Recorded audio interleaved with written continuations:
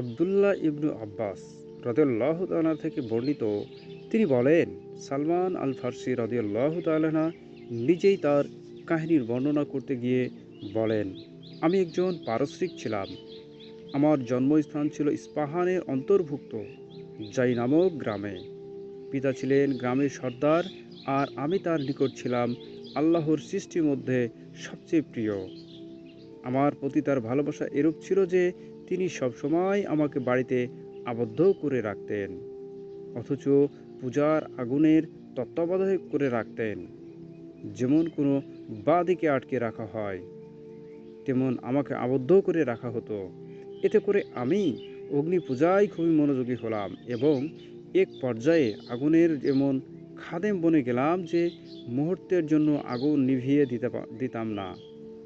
সে সাথে আমার পিতা ছিল অটেল ভূ সম্পত্তি। তিনি একদিন তার একটি গৃহ নির্মাণে ব্যস্ত হলেন এবং আমাকে বললেন, হে বৎস, আমি বর্তমানে আমার খামারে একটি গৃহ নির্মাণ করেছি। তুমি যাও এবং তা দেখেশোনা করো। সেখানে তিনি যা করতে চান সে বিষয়ে আমাকে নির্দেশনা দিলেন। অতঃপর আমি তার খামারের দিকে রওনা হলাম। পথিমধ্যে আমি এক খ্রিস্টানকে কোনো এক গির্জায় পাশ দিয়ে যাচ্ছিলাম। সেখানে তারা সালাত আদায় করছিল। আমি তাদের আওয়াজ শুনতে পেলাম। মূলত পিতা আমাকে গৃহবন্দী রাখে কারণে মানুষ মানুষের চালচরিত্র সম্পর্কে আমি অবগতই ছিলাম না। তাই যখন তাদের আওয়াজ শুনতে পেলাম তখন তাদের কর্মকাণ্ড দেখার জন্য আমি তাদের নিকট গিয়ে বসলাম। অতঃপর আমি যখন তাদের সালাত দেখলাম তখন আমার ভালো লাগলো। ফলে আমি তাদের কর্মকাণ্ডের প্রতি আকৃষ্ট হয়ে পড়লাম। আমি বললাম, আল্লাহর কসম, আমাদের ধর্মের চেয়ে এই ধর্মই উত্তম। আল্লাহর কসম, আমি পিতার খামারে যাওয়া বাদ দিয়ে এখানে সূর্যাস্ত পর্যন্ত অবস্থান করব। আমি তাদের খ্রিস্টানদের জিজ্ঞেস করলাম, এ ধর্মের উৎপত্তি কোথায়? তারা বলল, সিরিয়ার। তিনি বললেন, এরূপ আমি আমার বাবার নিকট ফিরে এলাম। ইতিমধ্যে তিনি আমাকে খোঁজার জন্য লোক পাঠিয়েছিলেন এবং আমার কারণে তিনি সব কাজ থেকে বিরত ছিলেন। আমি আমার সাথে তিনি বললেন, আমি আসার সাথে সাথেই তিনি বললেন, হে বৎস, তুমি কোথায় ছিলে? আমি তোমাকে যে দায়িত্ব দেওয়া সেটা কি খবর? আমি বললাম, হে আব্বা, আমি কিছু লোকের পাশ দিয়ে যাচ্ছিলাম যারা গির্জায় সালাত আদায় করছিল। তাদের ধর্মাচরণ আমার খুবই ভালো লেগেছে।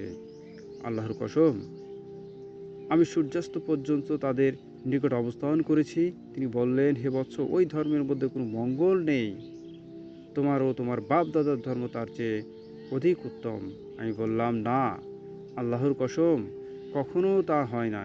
এ ধর্মে আমাদের ধর্মের চেয়েও শ্রেষ্ঠ। তিনি বললেন। অতঃপর তিনি আমাকে ভয় দেখালেন এবং পায়ে বেড়ি পরিয়ে আমাকে বাড়িতেই বন্দি করে রাখলেন।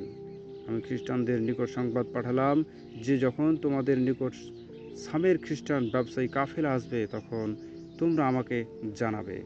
তিনি বললেন, কিছুদিন পর তাদের নিকট সামের এক খ্রিস্টান ব্যবসায়ী কাফেলা আসলো। অতঃপর তারা আমাকে সংবাদ প্রদান করে। আমি তাদের বললাম, যখন তারা তাদের প্রয়োজনাদি সেরে ফেলবে এবং দেশে ফিরে যাওয়ার ইচ্ছা পোষণ করবে তখন আমাকে জানাবে। তিনি বললেন, যখন তারা তাদের দেশে ফিরে যাওয়ার ইচ্ছা করলো তখন আমাকে সংবাদ দিল। অতঃপর আমি আমার পা থেকে বেড়ি খুলে ফেললাম এবং তাদের সাথে সিরিয়া পথে যাত্রা শুরু করলাম। সিরিয়া পৌঁছার পর আমি তাদেরকে জিজ্ঞেস করলাম, তোমাদের মধ্যে এই ধর্মের ব্যাপারে সর্বাধিক উপযুক্ত ব্যক্তিকে? তারা বলল, গির্জার পাদ্রী। তিনি বললেন, অতঃপর আমি পাদ্রীর নিকটে গেলাম এবং বললাম, এ ধর্মে প্রতি আমি আকৃষ্ট হয়েছি। অতএব আমি আপনার সাহচর্য লাভ করে গির্জাতেই আপনার খিদমত করতে চাই, আপনার নিকট শিক্ষা গ্রহণ করতে চাই এবং আপনার সাথে সালাত আদায় করতে চাই। অতঃপর তিনি পাদ্রী আমাকে গির্জাতেই প্রবেশ করতে বললেন এবং আমি তার সাথে গির্জায় প্রবেশ করলাম। তিনি বললেন, তিনি অসৎ লোক ছিলেন। মানুষজনকে তিনি সাদাকা দেওয়ার জন্য আদেশ করতেন এবং খুবই উৎসাহিত করতেন।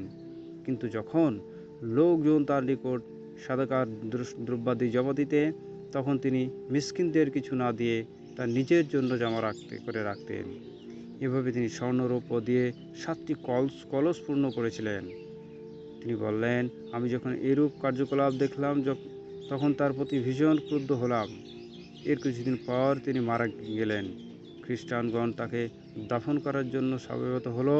আমি তাদের বললাম, এ ব্যক্তিটি অসৎ ছিল, তোমাদের যে সদকা করার আদেশ দিত ও উৎসাহিত করতেও বটে, কিন্তু যখন তোমরা তাকে সম্পদ দিতে তখন সে তা নিজের জন্য সঞ্চয় করে রাখত এবং মিসকিনদের তা থেকে কিছুই দিত না।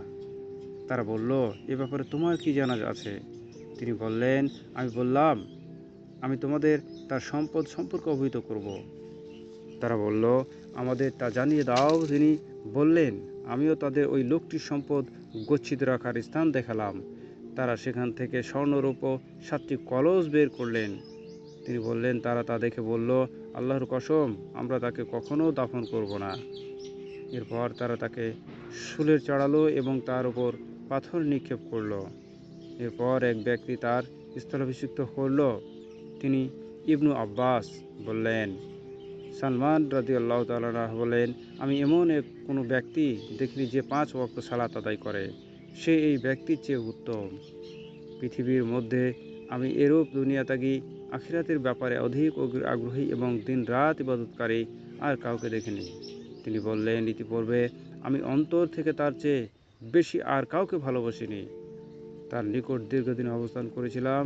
এরূপ যখন তার মৃত্যু হওয়ার সময় ঘনিয়ে আসলো, তখন আমি তাকে বললাম, হে অমুক, আমি আপনার সাথে ছিলাম এবং আপনার যেভাবে অন্তর থেকে ভালোবেসেছিলাম, ইতিপূর্বে আর কাউকে তেমন ভালোবাসিনি। আর আপনার নিকট আল্লাহর যে আদেশ পৌঁছেছে তা আপনি প্রত্যাখ্যান করেছেন। এখন কার প্রতি আমাকে সোপার্দ করছেন এবং আমাকে কি আদেশ করছেন? তিনি বললেন, হে বৎস, আল্লাহর কসম, এখন আমি আমার পথের ওপর কাউকে দেখি না। মানুষজন ধ্বংস হয়ে গেছে এবং ধর্ম পরিবর্তন করেছে। তারা তাদের অনুসৃত ধর্মাচরণের অধিকাংশই ত্যাগ করেছে। তবে মুসেলে ইকরা অর্থাৎ ইরাকের একটি শহর এক ব্যক্তি আছে, সে অমুক, সে আমার পথে আছে, তুমি তার সাথে মিলিত হও। তিনি বললেন, অতঃপর তখন মৃত্যুবরণ করলেন এবং তাকে দাফন করা হলো। যখন তুমি মুসেলে ব্যক্তিটির নিকট গেলাম, আমি তাকে বললাম, হে জনাব, অমুক ব্যক্তি আমাকে তার মৃত্যুর সময় ওসিয়ত করেছে যে আমি যেন আপনার সান্নিধ্যে থাকি, এবং তিনি আমাকে বললেন, আপনি তার পথের উপর রয়েছেন। উত্তরে পাদ্রী বললেন, ঠিক আছে, তুমি আমার নিকট অবস্থান করো। আমি তার নিকট অবস্থান করতে লাগলাম। এরপর আমি তার বন্ধুর পথে উত্তম মানুষ হিসেবে পেলাম। তবে কিছুদিন পর সেও মৃত্যুবরণ করলেন। যখন তার মৃত্যু ঘনিয়ে আসলো, তখন আমি তাকে জিজ্ঞেস করলাম, হে গুরু, অমুক ব্যক্তি আমাকে আপনার নিকট আসার জন্য ওসিয়ত করেছিলেন এবং আপনার সান্নিধ্য লাভের জন্য আদেশ দিয়েছিলেন। আল্লাহর পক্ষ হতে আপনার উপর যা উপস্থিত হয়েছে তা আপনি দেখেছেন, অথচ আপনার মৃত্যু ঘনিয়ে এসেছে। এখন আপনি কার নিকট যাওয়ার জন্য আমাকে ওসিয়ত করছেন আর আমাকে কি করার আদেশ দিচ্ছেন? সম্মানিত দিনী ভাই ও বোনেরা, সালমান ফার্সি রাদিয়াল্লাহু তাআলার ঘটনা একটি ভিডিওতে বয়ান করে শোনানো সম্ভব না, কারণ একটি ভিডিও অনেক লম্বা হয়ে যাবে এবং আপনাদের মনোযোগ বা ধৈর্য থাকবে না। তাই এটিকে দ্বিতীয় অংশে ভাগ করা হয়েছে। পরবর্তী ভিডিও দেখার আমন্ত্রণ জানিয়ে প্রথম অংশ শেষ করছি। আল্লাহ হাফেজ।